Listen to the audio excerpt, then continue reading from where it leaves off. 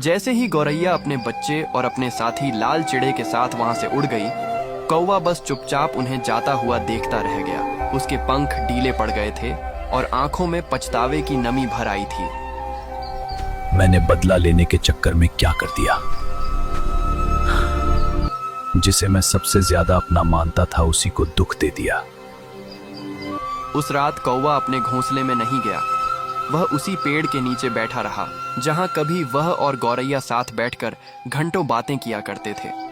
उधर कुछ दिनों बाद गौरैया की तबीयत अचानक खराब हो गई। लाल चिड़े, आज मेरी तबीयत बिल्कुल ठीक नहीं है। मैं उड़ भी नहीं पा रही, बच्चे के लिए खाना भी नहीं ला सकी।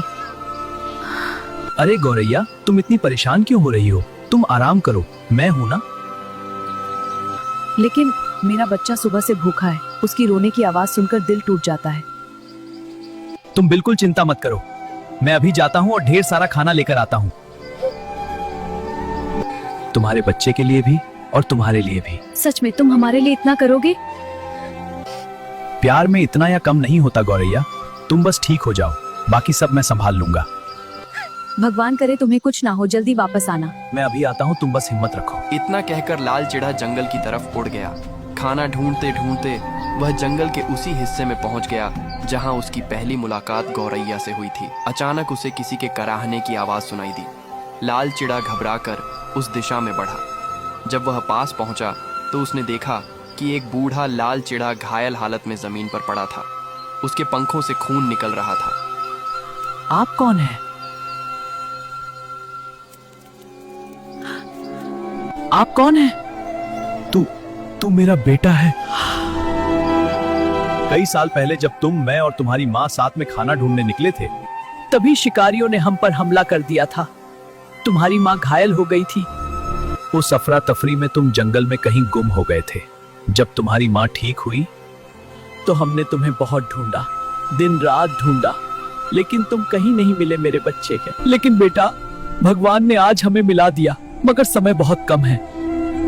तेरी माँ और तेरे भाई बहन बहुत बड़ी मुसीबत में हैं। क्या हुआ उन्हें? कुछ देर पहले शिकारी आए थे, उन्होंने पूरे परिवार को पकड़ लिया। मैंने उन्हें बचाने की बहुत कोशिश की, लेकिन मैं अकेला था और वो बहुत ताकतवर थे। ये सुनते ही लाल चिड़ा सन्न रह गया। हे भगवान, ये कैसा इम्तिहान है? एक तरफ बीमार पत्नी गौरैया, एक तरफ उसकी बीमार पत्नी और छोटा बच्चा था और दूसरी तरफ उसका असली परिवार। तभी पीछे से एक आवाज आई। अगर दिल साफ हो तो रास्ता खुद बन जाता है।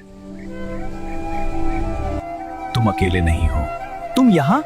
मैं रोज दूर से गौरैया और तुम्हारे परिवार का ख्याल रखता हूँ, तो क्योंकि मैं अपनी गलती सुधारना चाहता हूँ और आज शायद भगवान ने मुझे मौका दिया है। तुम अपने परिवार को बचाने जाओ। गौरैया और बच्चे की जिम्मेदारी मैं लेता हूँ। तुम्हारा परिवार तुम्हारा इंतजार कर रहा है और गौरैया मेरी पुरानी दोस्त है। इस बार मैं उसे अकेला नहीं छोड़ूंगा।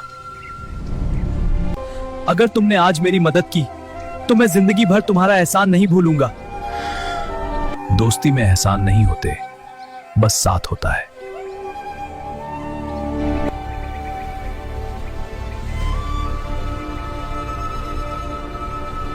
अब आएगा खेल का असली मजा। गौरैया, मैं आ रहा हूं। अगला पार्ट देखने के लिए कमेंट में लिखो पार्ट 6।